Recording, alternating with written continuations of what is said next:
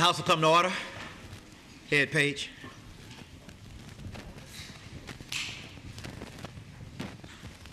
The House is now in session. All persons not entitled to privileges of the floor, please retire to the gallery.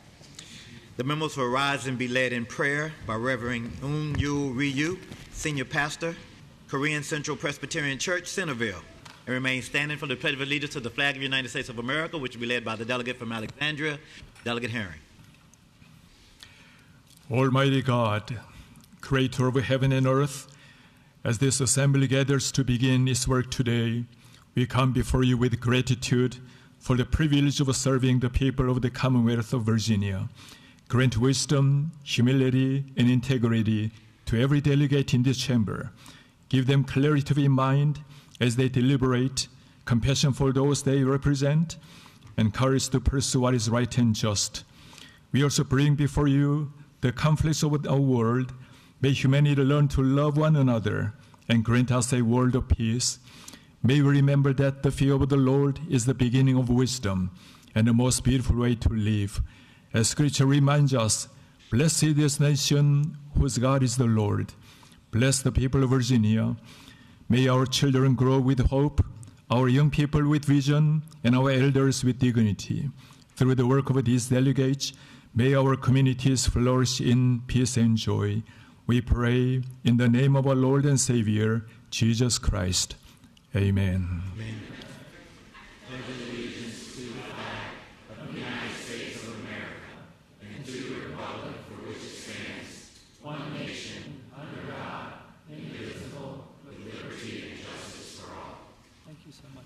Crazy start this morning. You? I always say.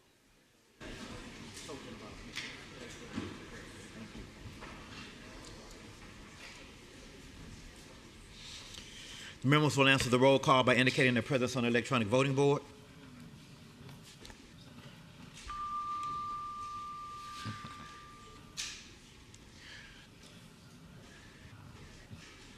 Clerk will close the roll. Mr. Speaker, a quorum is present. Pursuant to House Rule 3, I have it examined and approved the Journal of the House of Delegates for March 4th, 2026.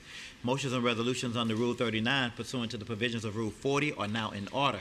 Does the clerk have any announcements or communications? No communications, just an announcement. The Speaker appoints on behalf of the House Committee of Conference for Senate Bill 161, Delegates Henson, Ward, and McLaughlin. For Senate Bill 161, Delegate Henson, Ward, and McLaughlin.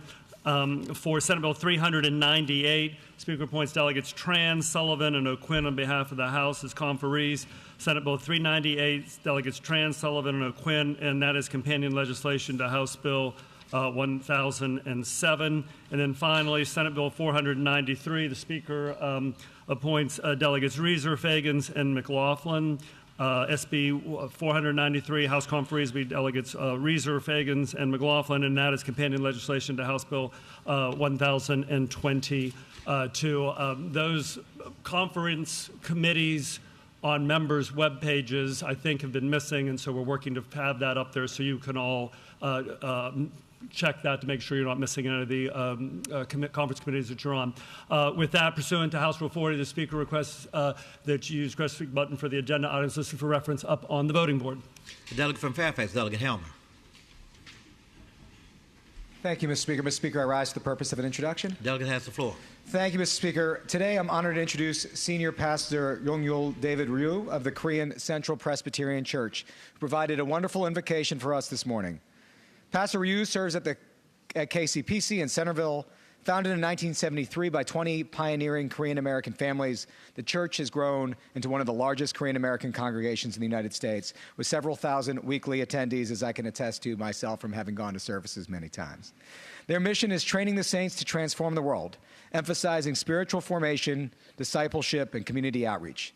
As part of this commitment, KCPC is investing $7 million developing Blessing Park, a community space in Centerville designed to serve the broader Northern Virginia region by providing a welcoming place for recreation, fellowship, and restoration. Pastor Ryu and the congregation of KCPC are active in community engagement, focusing on promoting education, cultural understanding, and service programs. Pastor Ryu has served as at the KCPC since 2013. In his leadership, he oversees the pastoral team and ministries and guides the church's mission and outreach. Pastor Ryu has been generous with his time, providing invitations for events, from community civic events to the halls of Congress. It is an honor to have such a great representative from the 10th District with such a strong commitment to faith, unity, and service in the wider community here in the House of Delegates. And I ask the body to give Pastor Ryu a warm House welcome.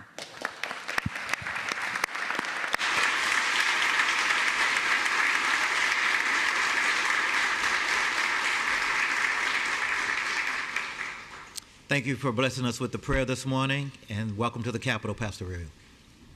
Delegate from Winchester, Delegate Wiley. Mr. Speaker, I rise for motion. The delegate has the floor. Mr. Speaker, I move that the House take up out of order H.R. 74, found on page 12 of today's calendar. Clerk will report a resolution. House Resolution 74, commending the James Wood High School girls volleyball team. The delegate has the floor. Mr. Speaker, I move the adoption of the resolution, and I request to speak to the motion. The delegate has the floor. It's always an honor to rise in the chamber and acknowledge greatness. Many of us know the pride and admiration of hosting a state championship team, but today, Mr. Speaker, we have not two, not three times, but a four-time consecutive Virginia High School League Class 4 state champion girls volleyball team here from James Wood High School, and I ask them to please stand.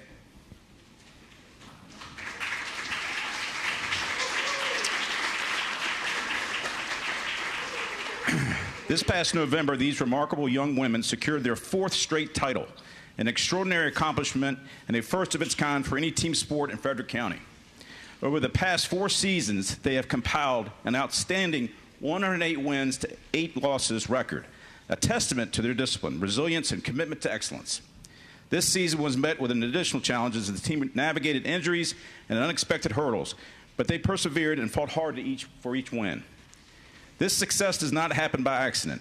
It reflects the steady leadership and dedication of the coaching staff, whose mentorship has shaped not only exceptional athletes, but strong young leaders of character. Led by head coach Adrian Patrick and assisted by Brandy Corbin and Rachel Brown, this dynamic team produced tremendous results.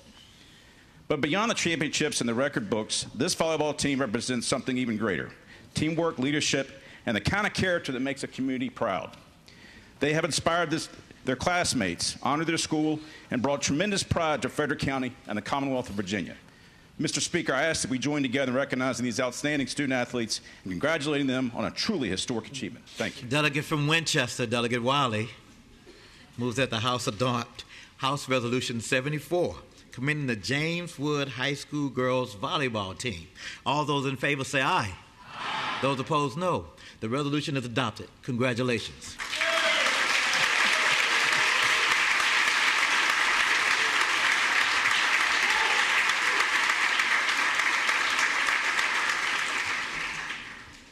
The delegate from Prince William, Delegate Maldonado.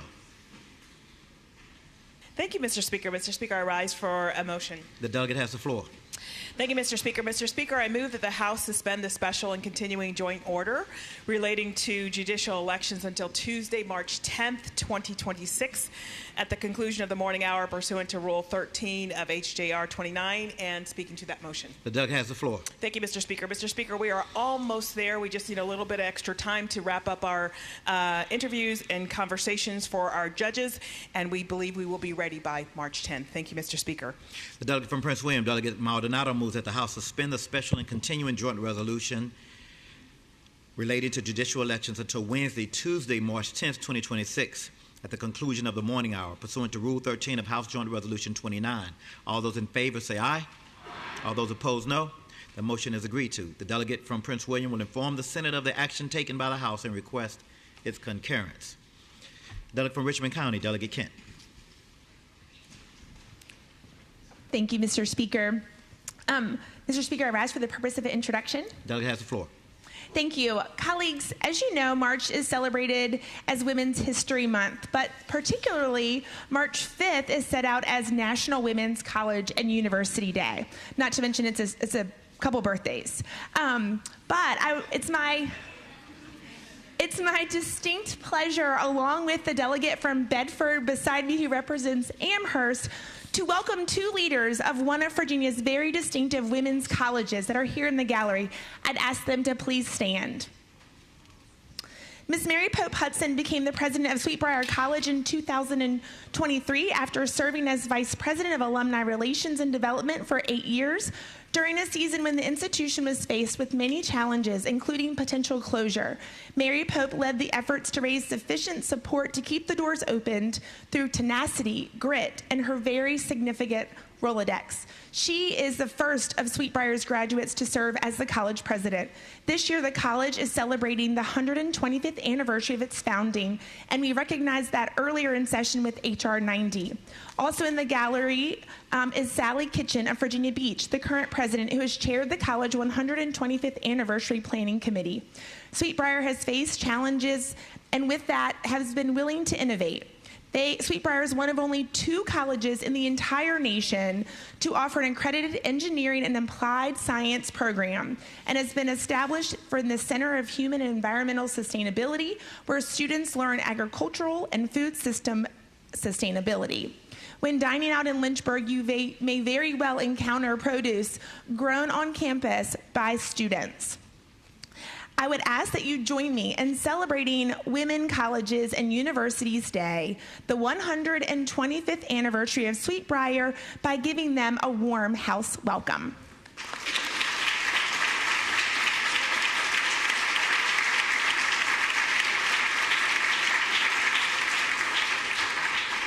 Welcome to the Capitol today. The delegate from Alexandria, Delegate Herring. Thank you, Mr. Speaker. I rise for an introduction. The delegate has the floor. Thank you. Today, Mr. Speaker, we are joined in the gallery by the members of George Mason University Student Government Association, led by their university president, Dr. Gregory Washington. If they could stand. There are nearly 100 Mason students here in Richmond today for Mason lobbies. In 2025, Mason celebrated its largest graduating class with over 10,000 degrees conferred. With over 40,000 students, Mason's proud to be the largest and the most diverse public university in Virginia. Mason strives for inclusivity and accessibility. Those efforts were recently recognized by U.S. News and Wall Street Journal and the Washington Monthly, all citing Mason as #1 in social mobility among Virginia public universities. As a Mason alum, and on behalf of Delegates Weber and Delegate Wiley, I ask that we all give them a warm house welcome.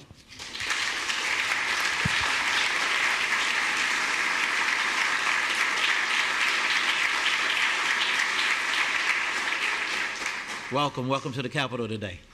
Delegate from Hanover, Delegate Fowler. Thank you, Mr. Speaker. I rise for a very quick announcement. The delegate has the floor. Thank you, Mr. Speaker. I have heard from the Virginia War Memorial today, and they tasked me with the job of circulating several of their sign-up sheets for the commending the veterans of Operation Desert Shield and Desert Storm. So I'd like to get those back at the end of the session. So anyway, thank you, Mr. Speaker. Delegate from Chesterfield, Delegate Gardner. Thank you, Mr. Speaker. I rise for an announcement. The delegate has the floor. Today, it is my seatmate's birthday, Delegate O'Quinn. I have been fortunate to sit beside him, even though he tries to distract me every day. I would ask that the members wish him a happy birthday.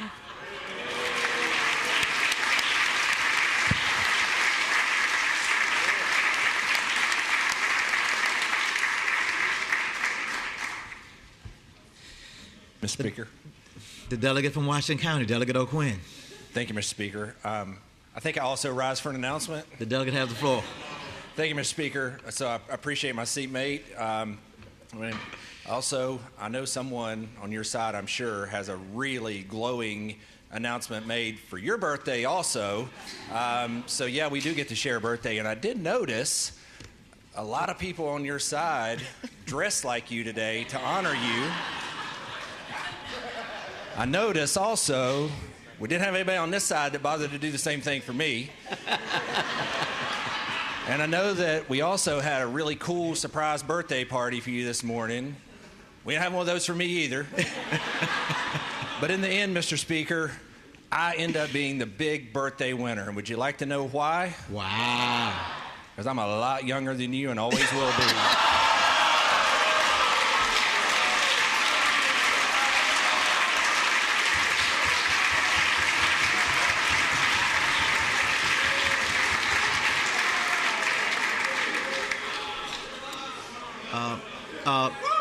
Sergeant at Arms, Capitol Police. The delegate from James City County, Delegate Anderson. Thank you, Mr. Speaker. Mr. Speaker, I rise for a motion. The delegate has the floor. Thank you, Mr. Speaker. I move that the House take up out of order House Resolution 161 on page 13 of today's calendar. Clerk will report the resolution. House Resolution 161 commending John Spiak. Delegate from James City County. Mr. Speaker, I move adoption of the resolution and request to speak to the motion. The delegate has the floor. Thank you, Mr. Speaker. John Spiak has joined us in the gallery today, and I ask that he please stand for recognition. Over 14 years ago, John began his tenure as New Kent High School as a science teacher. During that time, he served as the coach of the boys and girls indoor and outdoor track and field teams and cross-country teams, and he later took the role of athletic director. In both the 2021 to 2022 and 2024 and 2025 school years, John was elected by his fellow regional high school athletic directors as the Virginia High School League Region 3A Athletic Director of the Year. This year, he has been selected as the Virginia Interscholastic Athletic Administrators Association's Class 3 and 4 Athletic Administrator of the Year.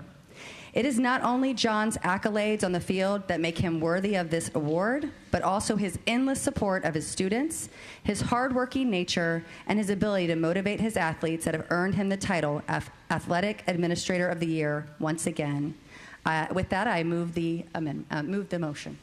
The delegate from James City County moves that we adopt House Resolution 161 commending John Spiak. All those in favor say aye.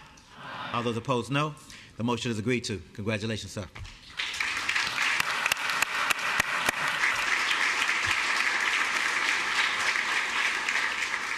The delegate from Montgomery County, Delegate Franklin. Mr. Speaker, I rise for an introduction. The delegate has the floor. Thank you, Mr. Speaker. Today in the gallery, we are joined by members of the Central Appalachian Cherokee Tribe. I ask that they rise. Mr. Speaker, 250 years ago, almost exactly to this day, the Cherokee of Virginia were forcibly removed due to the Cherokee Wars in 1776. That meant the Central Appalachian Cherokee would no longer be recognized in Virginia, and it's been that way for 250 years. The Cherokee were forced out and sought refuge in the Appalachian Mountains, and that's where the tribe's history intersects with my family and with so many other families across Southwest Virginia. It was tough living. Resources were scarce, and they didn't even have blankets to keep warm. But the Cherokee were resilient, and survivors eventually assimilated, joining into a new way of life that emerged in the region. Today, the Central Appalachian Cherokee Tribe, a 501c3 community-based educational tribe, is handing out blankets to people in need with their program, the Blankets Mission.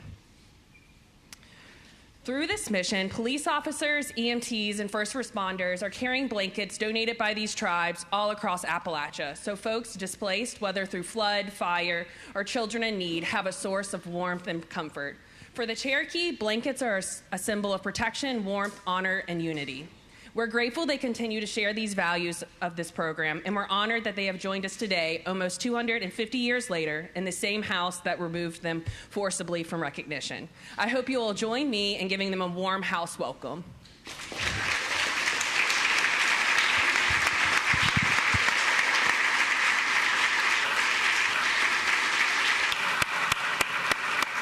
Welcome to the Capitol today.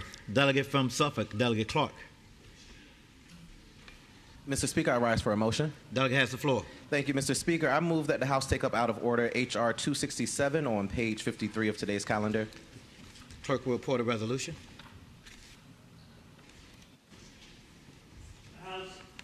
House Resolution 267 commending the Franklin High School boys basketball team. Delegate from Suffolk, you have the floor. Thank you, Mr. Speaker. I move adoption of the resolution, and I request to speak to the motion. You have the floor. Thank you. Today in the gallery, we have the Franklin basketball team. If they could please rise. Mr. Speaker, I rise today to celebrate an inspiring story of perseverance, teamwork, and community pride. It is my honor to recognize the outstanding achievement of the Franklin High School boys basketball team who captured the Virginia High School League Region 1B championship on February 28, 2025. In a thrilling contest at Louisa County High School, the Franklin Broncos defeated Alta Vista High School 67-56, securing their place in the state championship final for only the second time in the school's history, and the first time in more than 3 decades. What makes this accomplishment even more remarkable is the journey that led them there. After beginning the season with a challenging 2-8 record, the Broncos refused to give up. Instead, they found their rhythm, their identity, and their confidence. Through determination and hard work, they surged to win 11 out of their 13 final games, finishing the season 17-13, and proving that resilience and the belief can transform adversity into achievement.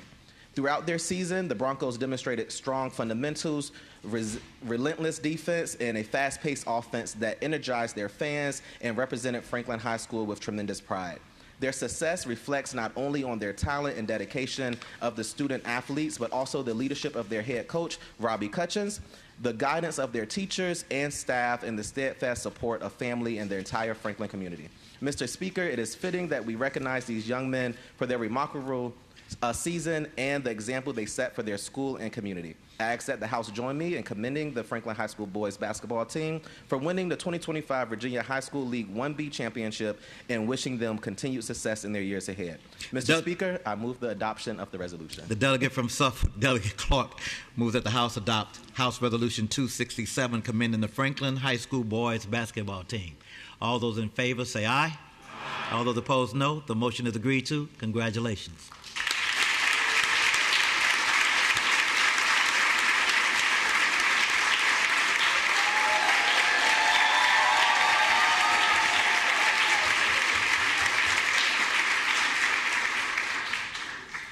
The delegate from Arlington, Delegate Lopez.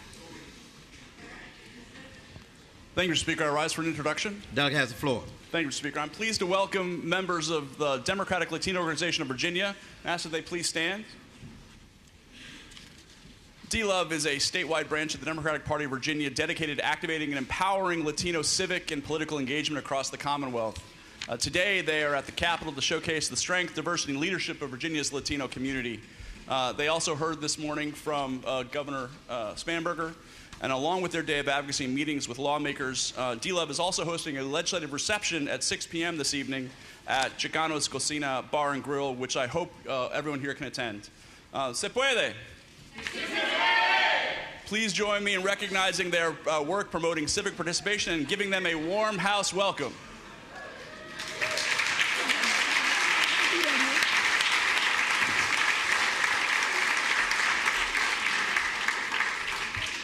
Welcome to the Capitol today. Delegate from Richmond City, Delegate Cousins. Thank you, Mr. Speaker. I rise for an announcement. The delegate has the floor. Thank you. Mr. Speaker, the legislative food drive benefiting Feed More will wrap up tomorrow morning, and I just want to thank everyone who has donated for your immense generosity. Delegate Fowler and I are still collecting monetary donations. If you want to get those in, you can do so by tomorrow morning. And we're also still collecting non-perishable food items, which you can bring to the collection boxes outside of our offices. Thank you. On the 11th floor. Thank you. Pursuant to House Rule 30, the general shall reflect that the following members are away on pressing personal business and are granted leave from today's session. Delegates Cohen and Williams. The clerk will announce the next order. Mr. Speaker, second portion of the morning hour reserved for the member announcement of member request legislation should be moved and uncontested. I'm not aware of any such motions to go from uncontested to contested.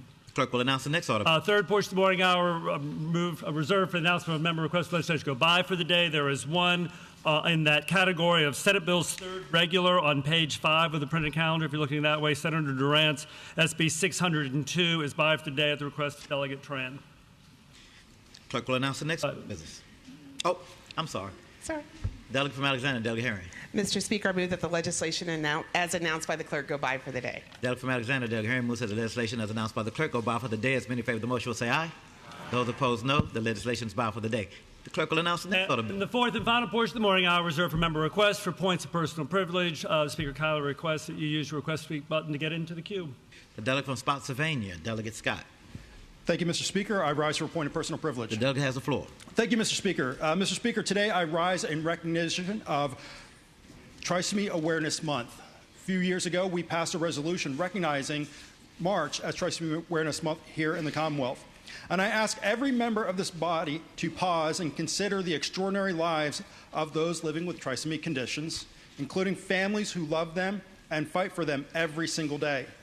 Most of us are aware of trisomy 21, Down syndrome, but fewer Virginians know about trisomy 13, also called Patau syndrome. Trisomy 13 occurs when a person is born with 3 copies of chromosome 13 rather than 2. It affects approximately 1 in every 10,000 to 16,000 births. Children born with trisomy 13 often face profound medical challenges, such as heart defects, brain and spinal cord abnormalities, breathing difficulties, and more. For years, the medical community offered families of these children little hope.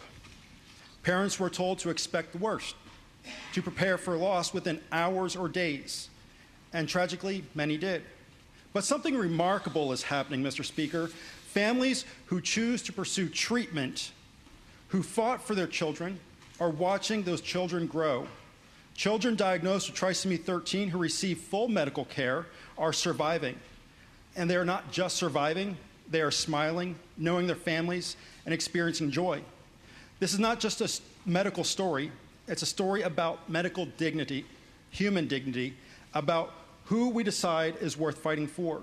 Mr. Speaker, on the House floor today, we're also joined by my daughter, Brianna, and she is no stranger to this chamber, and she has trisomy 18. We were some of those parents that were told to expect the worst, and we had family come into town to celebrate her birth, and we were expecting to mourn her passing. But as loving parents, we didn't give a stone when our daughter needed bread. We gave her what she needed, and she's alive today, and she's thriving, as many other children with trisomy are today. So as a man of faith and as a legislator, I believe that every life has inherent worth. The child with extra chromosomes is no less valuable. The child is no less deserving of our protection, our resources, or our compassion. The child is not a statistic to be managed.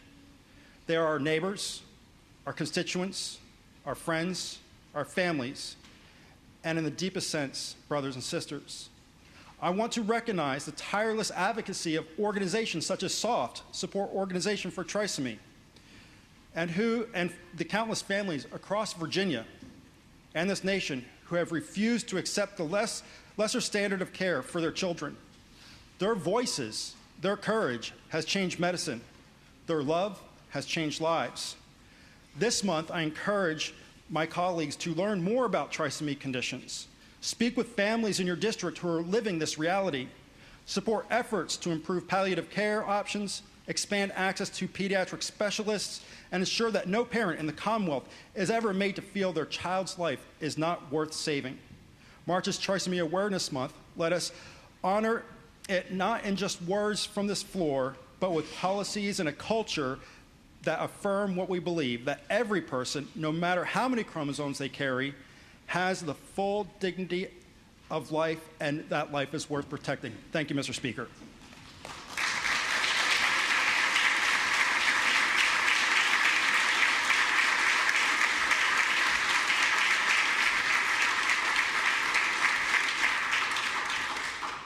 The delegate from Buckingham, Delegate Garrett. Thank you, Mr. Speaker. I rise on the point of personal privilege. The delegate has the floor. Happy birthday, Mr. Speaker. Thank you. Mr. Speaker, somebody told me at the beginning of this session that trying to do public safety with the Democrats was like going fishing without your piano. But I decided I would let it go, and I've been biting my tongue. I was frustrated, Mr. Speaker, when I saw that among the first acts of the new administration, both in the governor's mansion and the Attorney General's office, was to gut Ceasefire Virginia. Just a few statistics on that. In the communities where Ceasefire Virginia was used, the murder rate, this is according to the Wilder School at VCU, so not a biased source. The murder rate dropped 64%, violent crime went down 40%. The Wilder School said, and I quote, significant reductions in murder and violent crime are reported, and 76% of the citizens in these communities said they liked having a greater law enforcement presence in their communities. I've been biting my tongue, though, Mr. Speaker, as I watched efforts to eliminate more than 30 mandatory minimum sentencing provisions. Now, we're not just talking about weed and speed here. Let me give you a few examples. Possession of a firearm by a violent felon, let's get rid of that mandatory minimum. How about third offense violation of a protective order with violence? Well, we don't want a mandatory minimum for that. How about rape of a child under 13? Got to get rid of that mandatory minimum. How about intentional malicious injury of a firefighter or EMS provider? Tried to get rid of that mandatory minimum. How about violent battery of a school employee? Tried to get rid of that mandatory minimum. And I've been biting my tongue. Somebody told me that working public safety with certain people in this chamber was like using my gas-powered leaf blower while wearing snow skis. And I've been biting my tongue. But then came Abdul Jallo. You see, in Fairfax County, there's a pretty good argument that not only would Stephanie Minter still be alive if we enforced our border policies, but that people who have violated our border policies actually get treated better. Better. Taking information from the reporting of WJLA and Nick Minach, I learned, and I quote, from their website, Steve will make charging and plea decisions that limit or avoid immigration consequences wherever possible. I could actually understand if it said wherever practicable or wherever appropriate, but no, it says wherever possible. So Stephanie Minter joins thousands who've died at the hands of people who shouldn't be here anyway if we enforced our laws. And I stood up and said, who do I blame? I blame politicians for not passing border laws they're willing to enforce. Screaming and demonizing ICE is like complaining to the cashier at McDonald's for the price of the Big Mac. They didn't do the laws that they enforced, they're just enforcing them. And yet no one has the intellectual honesty to just put in an open borders bill. Do it, if that's what you want. Stop demonizing ICE. But Stephanie Minter now joins Jamil Shaw. She joins Sarah Root, Kate Steinle, Josh Nagari, Laken Riley, Indianapolis Colts linebacker Edwin Jackson, Rachel Morin, and I still continue to bite my tongue, Mr. Speaker, until last night when I'm viewing X and I see an email from Major J. Morrow, Fairfax County Police Department, written exactly 100 days to the day before Stephanie Minter was murdered. Amongst the quotes from the email, why is he out so soon? He outlines sexual assault, sexual violence against women. He outlines multiple stabbings, malicious wounding. And let me just tell you guys watching at home, malicious wounding is kind of like attempted murder, but we don't charge that in Virginia. We charge malicious wounding. He said, I want to share my concern that it's not if, but when he will maliciously wound, or worse, again. And 100 days later to the day, a 41-year-old mother was murdered. And it's not like we didn't have warning signs. Abdul Jallo beat and stabbed Larry Gross. There are reports of him, quote, stomping a man's head into the ground, unquote. There are reports of other stabbings, yes, with an S, other stabbings. Over 150 interactions with Fairfax law enforcement, 150, 30-plus charges, most of which were just dropped because we got to seek, immigration consequences avoidance. And there's more. It's not just an isolated incident. Marvin Morales Ortiz, there's an ICE detainer on him. Fairfax police let him go, refused to turn him over to ICE when he was held for murder. And a couple days later, wait for it, he murdered someone. Humberto Navarro Romero repeatedly dropped charges. There's an ICE detainer. They don't turn him over. And a couple of days later, he forcibly rapes a woman on a public trail where children play. I could keep going, but I kept biting my tongue until yesterday when 18 delegates who represent Fairfax, Arlington, and Alexandria voted to make it harder, not easier, harder to turn over not illegals, but violent criminal illegals to ICE. Gaslight much? They told us we were bad for not joining them and voting that way. Mr. Speaker, I'll conclude this way. Ronald Reagan once famously said the 9 most terrifying words in the English language are, I'm from the government and I'm here to help. You guys in Nova, the rest of us in Rova, please stop. We don't want this kind of help. Thank you, Mr. Speaker.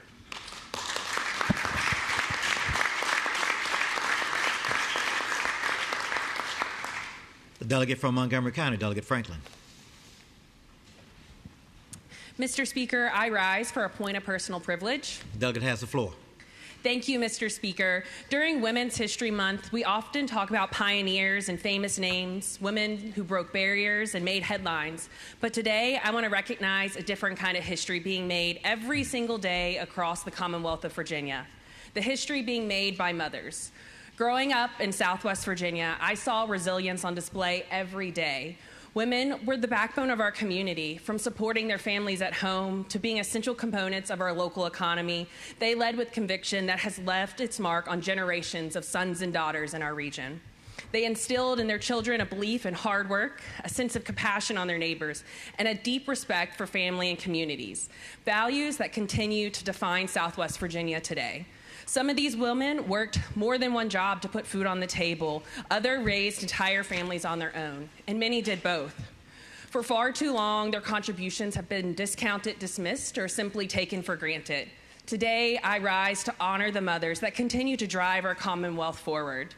Their sacrifices they have given have made Virginia soar. And while there are certainly many women who deserve recognition, none deserve that more than my own mom, Pat. Working at social services, my mom carried an immense responsibility, not only caring for my brother and I, but for the hundreds of kids that came under her care. She stands with families during their most difficult times. She gave a part of herself to the families in need every single day, and when she came home, she gave the rest to my brother and I. When I look around this chamber and I look at this body, and now in the governor's mansion, I see my own mother. I see that same spirit. I see compassionate, determined public servants who show up every single day to fight for hardworking families in our Commonwealth. Day after day, they show up not because they believe in just a brighter future for just their kids, but for all the children across this Commonwealth. And despite the demands that come with holding elected office, they return home to their own families, pack lunches, drive their kids to school and practice, help with homework, tuck their kids into bed, just like my own mom did. And during Women's History Month, we should remember that history is not only written in textbooks or on monuments. It's written every single day by the mothers of this Commonwealth, in their homes, in their workplace, and yes, in this very chamber. To the mothers of Virginia, we see you, we thank you, and we honor you today. Thank you all. Thank you, Mr. Speaker.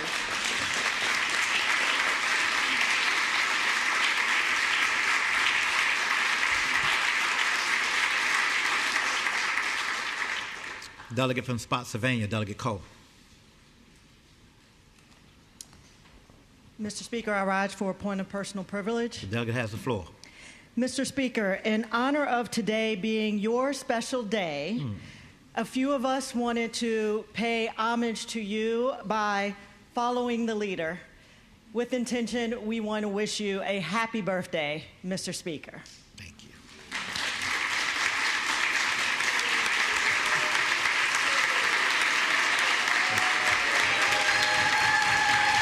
All right, pipe down. Pipe down.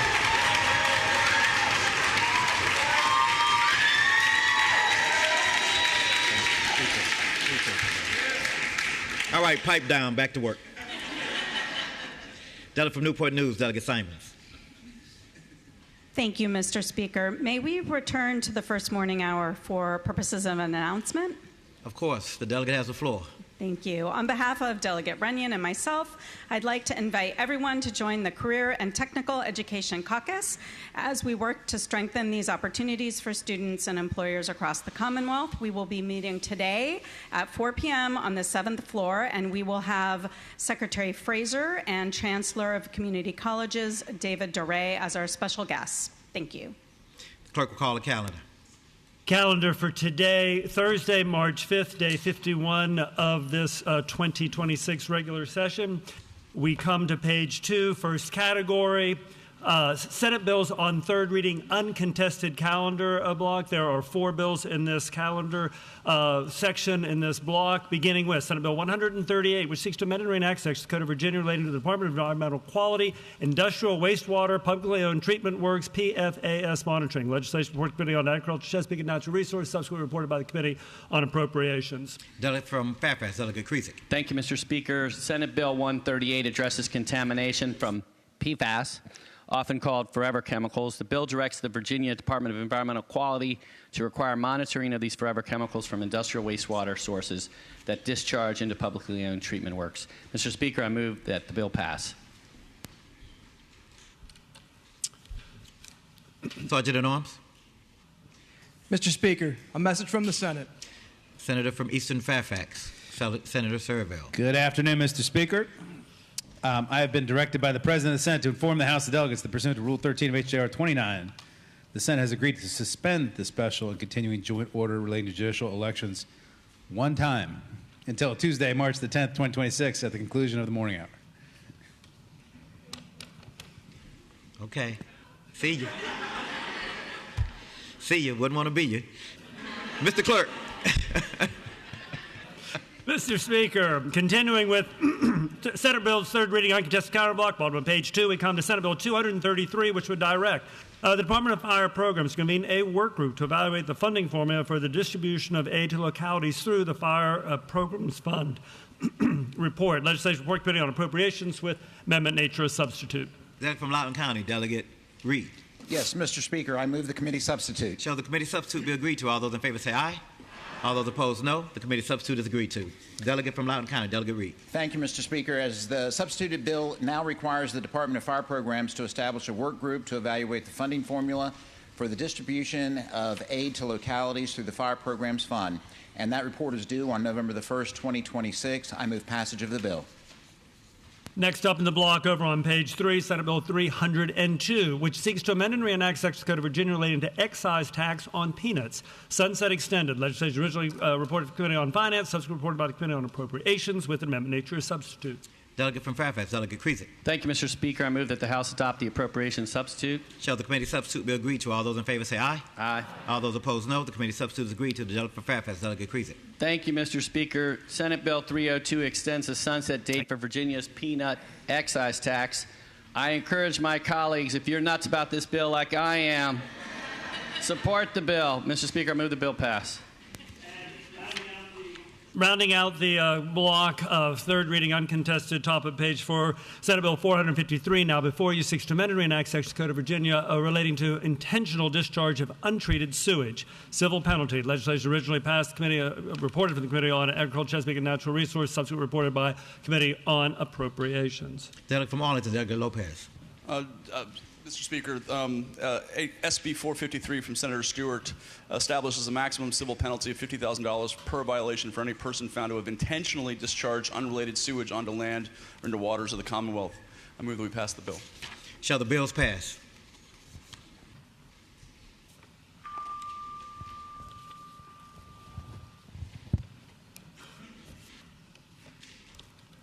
Clerk will close the roll. Ayes. Ayes 95, no 0. Ayes 95, no 0. The bills pass. Continuing with today's brief calendar, we come to a new category, Senate bills on third reading, regular. Bottom of page 4, first up is Senate Bill 386, which is legislation to amend and reenact sections of the Code of Virginia relating to owners of sewage treatment works, land application, marketing, or distribution of sewage sludge, perfluoroalkyl and polyfluoroalkyl substances, testing requirements. Legislation report committee on Agriculture, Chesapeake, and Natural Resources with amendment nature substitute, and the chairman of ACNR has floor amendments drawn to that substitute. Mr. Chairman, Mr. Speaker, I'd like to take that bill by for the day. Without the delegate from Arlington, Delegate Lopez, moves that we take SB 386 by for the day. All those in favor say aye. All those opposed, no. SB 386 is by for the day.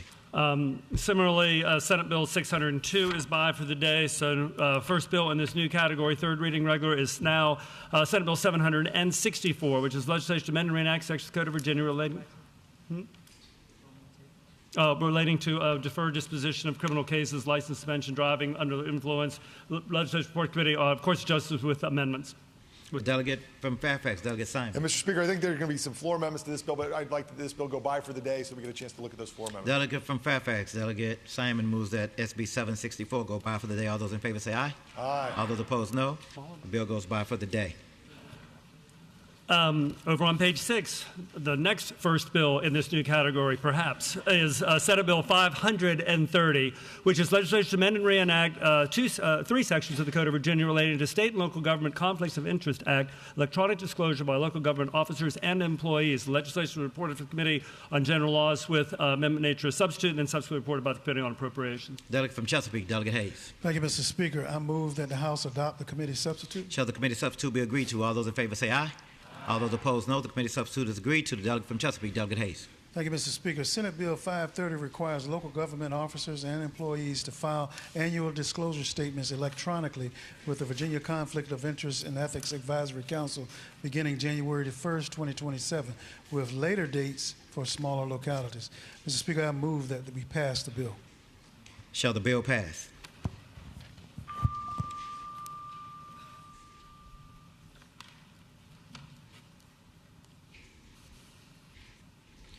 Clerk will close the roll. Ayes 82, noes 15. Ayes 82, noes 15. The bill passes. Over on page 7, we come to Senate Bill 620, legislation to amend and reenact various sections of the Code of Virginia, repeal several others, all relating to the Virginia Alcoholic Beverage Control Authority, permitting of retail tobacco product retailers purchase, possession, and sale of retail tobacco products. Penalties report. Legislation originally reported to the Committee on General Laws with a substitute reported by the Committee on Appropriations. Delegate from Arlington, Delegate Hope. Thank you, Mr. Speaker. I move the Committee on General Laws substitute. Shall the committee substitute be agreed to? All those in favor say aye. Aye. All those opposed, no. The committee substitute is agreed to. Delegate from Arlington, Delegate Hope.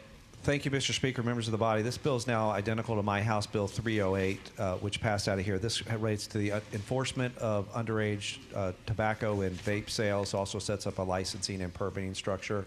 I move passage of the bill. Shall the bill pass?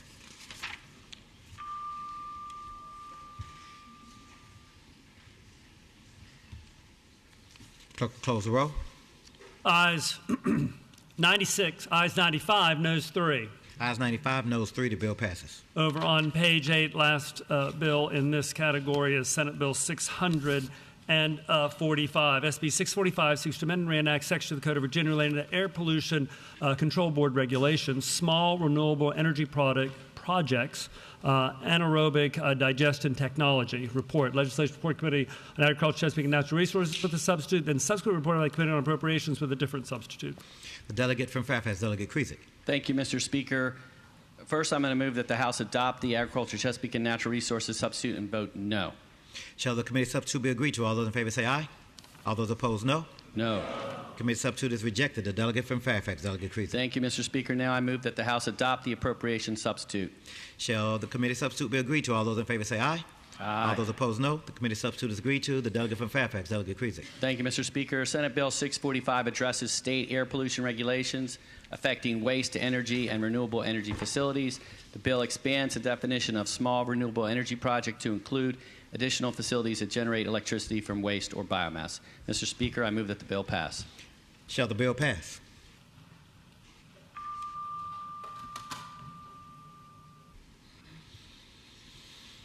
Clerk will close the roll.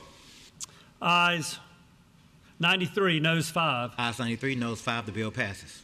Continuing with today's calendar, page 8, new category, House bills on third reading, uncontested calendar. Third reading, uncontested for these two House bills in the block. The bills in the block are House Bill 1530 as well as House Bill 1531. Shall the bills pass?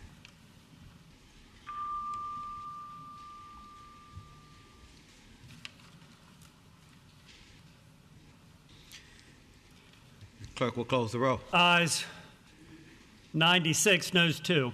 Ayes 96, noes 2. People don't know what uncontested means. The bills pass.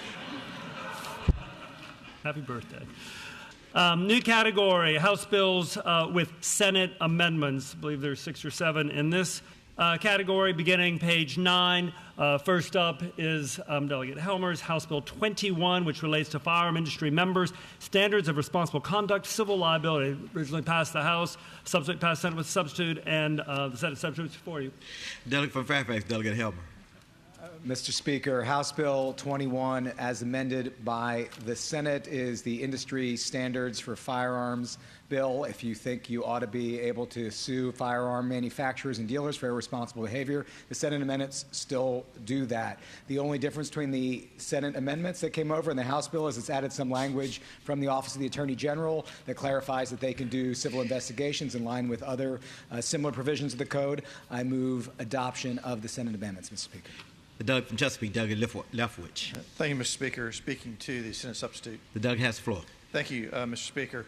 I think we all agree in holding irresponsible people accountable, but this bill violates the Protection of Lawful Commerce and Arms Act.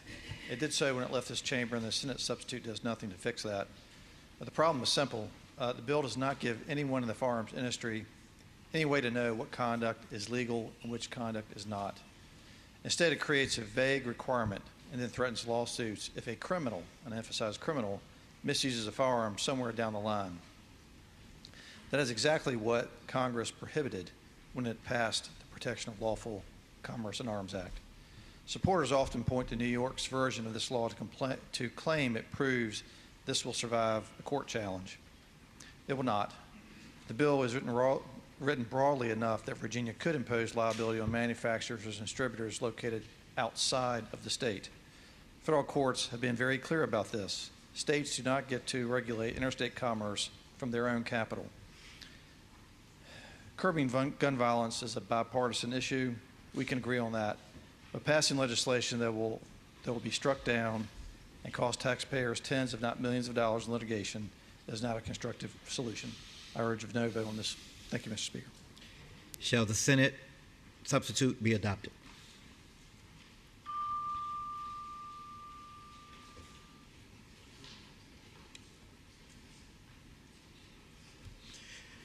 Clerk will close the roll. Ayes 62, noes 36. Ayes 62, noes 36. The Senate substitute is adopted. House Bill 296 now before you as relates to state correctional facilities visitation policies report. Legislation originally passed the House, subsequently passed Senate with amendments. The Senate amendments to HB 296 are before you. Doug from Fairfax, Delegate Seabold. Thank you, Mr. Speaker. Mr. Speaker, HB 296 reforms DOC's visitation policies. The Senate amendments update the members of the work group as well as adds a date for the final report. Mr. Speaker, I move that the House agree to the Senate amendments. Shall the Senate amendment be adopted?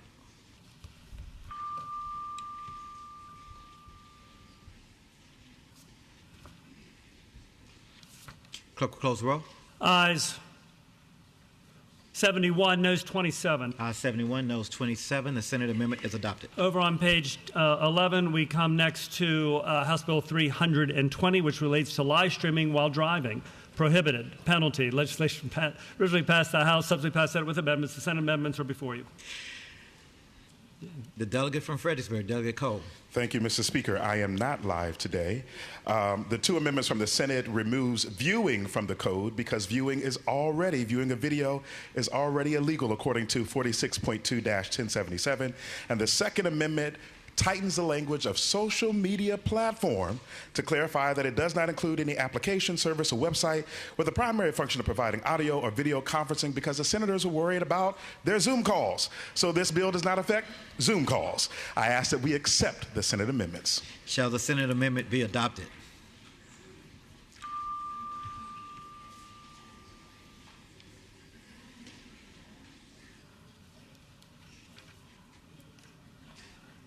Clerk will close the roll.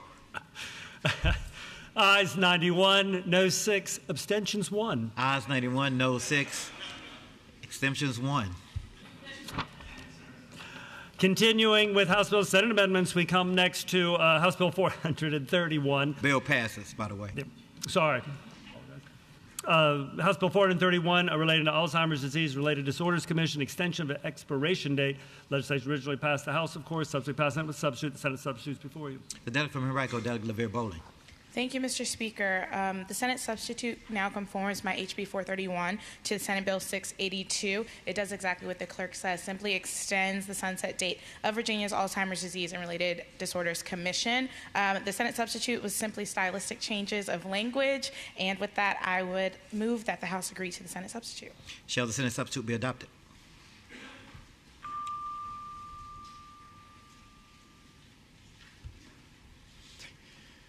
Clerk will close the roll.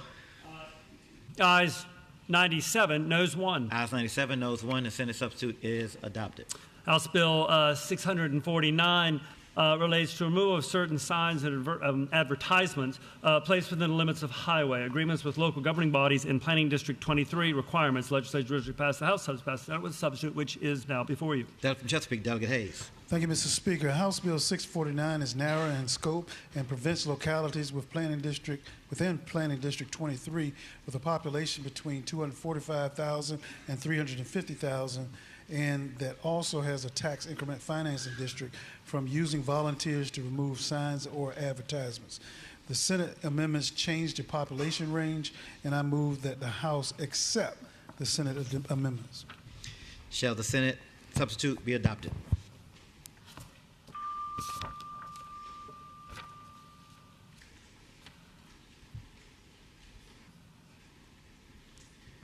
Clerk will close the roll. Ayes 90, no 7. Ayes 90, no 7. The Senate substitute is adopted.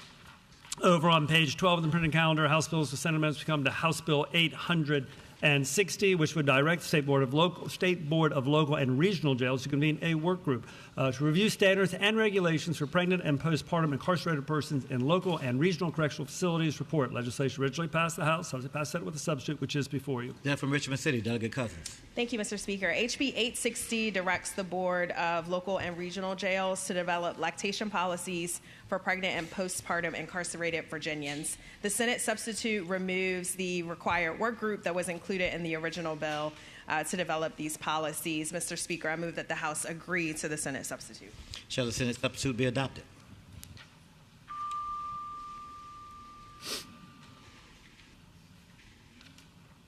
Clerk will close the roll. Ayes 98, no 0.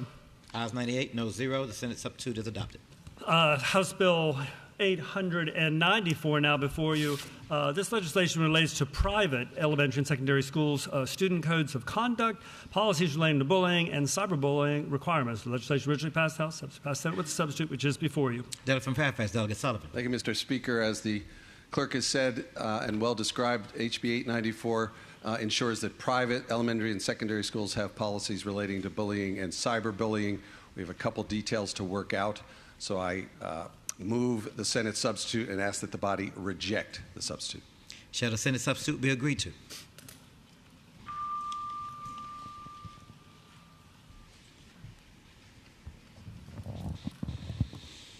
Clerk will close the roll.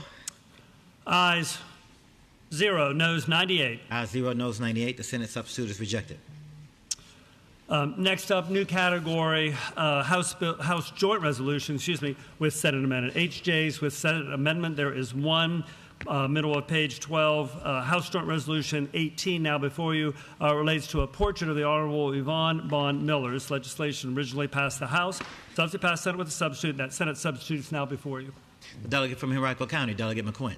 Thank you, Mr. Speaker. Mr. Speaker, the Senate substitute authorizes that the Dr. Martin Luther King Jr. Memorial Commission be in consultation with the clerk of the Senate of Virginia and the House of Delegates to continue the contract, have painted and have appropriate frame and place in the Capitol portrait of the Honorable Yvonne Miller, commemorating her services in the General Assembly. The original bill had only the House of Delegates, and so I move that the House agree to the Senate amendment.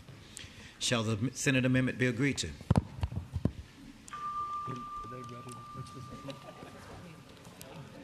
Okay.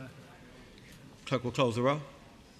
Ayes 98, no 0. Ayes 98, no 0. The Senate substitute is adopted. Mr. Speaker, members of the House, commending resolutions laid on the Speaker's table, both of the two that are listed there have been dispensed with. So there is the last piece of business. We have a conference report from Delegate Helmer's legislation. I believe he was the lead conferee.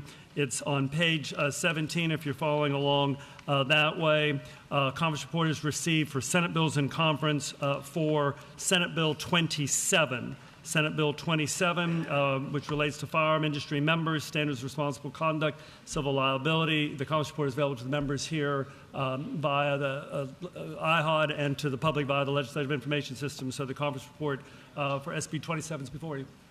The delegate from Fairfax, Delegate Hellman. Thank you, Mr. Speaker. Senate Bill 27, as in the conference report, is exactly the same as House Bill 21, which we just passed on industry standards for firearms. I hope we will pass the bill. Shall the conference report be agreed to?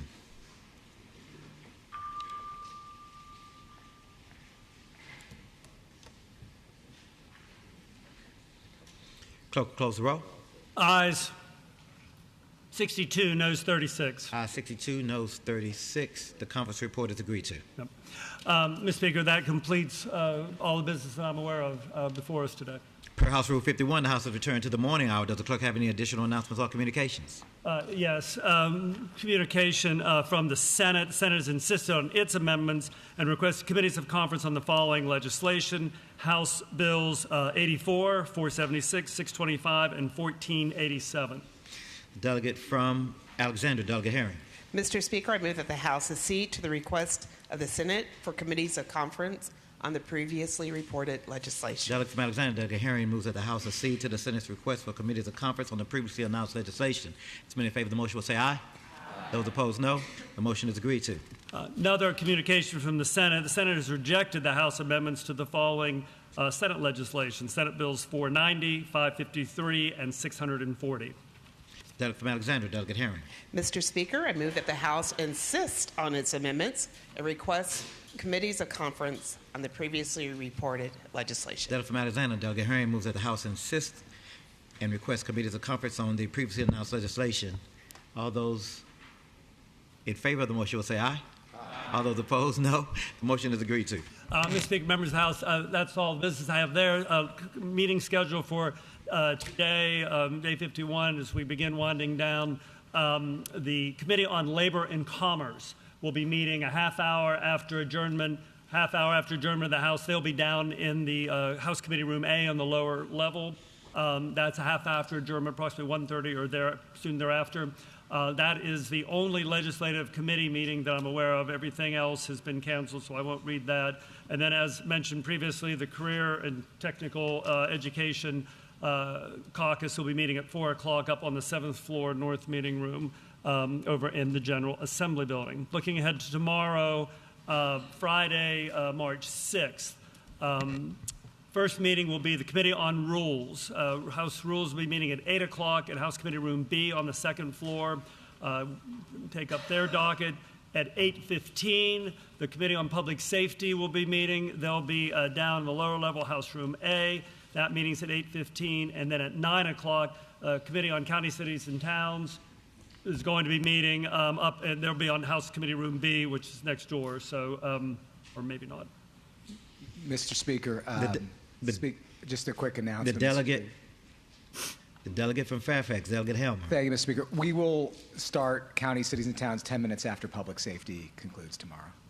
All right, so Rules is at 8, Public Safety is at 8:15, and then CC&T will meet 10 minutes after the adjournment of the Committee on Public Safety, and their Public Safety is in A, and County, Cities, and Towns will be in B. And then going in early tomorrow, therefore, the two caucuses will be meeting prior as usual. The Democratic caucus will be meeting at 9:15. Republican will be meeting at 9:30. Democrats in House Room 1, Republicans in House Room 2. Simply also one quick thing to remind members, all the joint HJs, joint commending and memorial resolutions, need to be filed here at the clerk's desk, clerk's office by 5 on Monday. And then we have until next Thursday for House resolution, House only, HRs. So just bear that in mind as you begin, because I know they're very popular as you do that. That's all the announcements I have, sir. Delegate from Hanover, Delegate Fowler. Thank you, Mr. Speaker. Mr. Speaker, I just want to follow up with the folks who we've got a couple of sign-up sheets for the sign up to be a co-patron on the Desert Shield and Desert Storm. And this is a very rush item, and I'd like to get those petitions, or not really a petition, but those sheets back this afternoon. Thank you. The delegate from Alexander, Delegate Herring. Mr. Speaker, I move that when the House adjourned today, it adjourn to reconvene tomorrow at 10 a.m. The delegate from Alexander, Delegate Herring, moves that when the House adjourns today, it adjourn to reconvene tomorrow at 10 a.m. As many in favor of the motion will say aye. Aye. All those opposed, no. The motion is agreed to. The delegate from Alexandria, Delegate Herring. Mr. Speaker, I move that the House do now adjourn. Delegate from Alexandria, Delegate Herring moves that the House do now adjourn. As many in favor of the motion will say aye.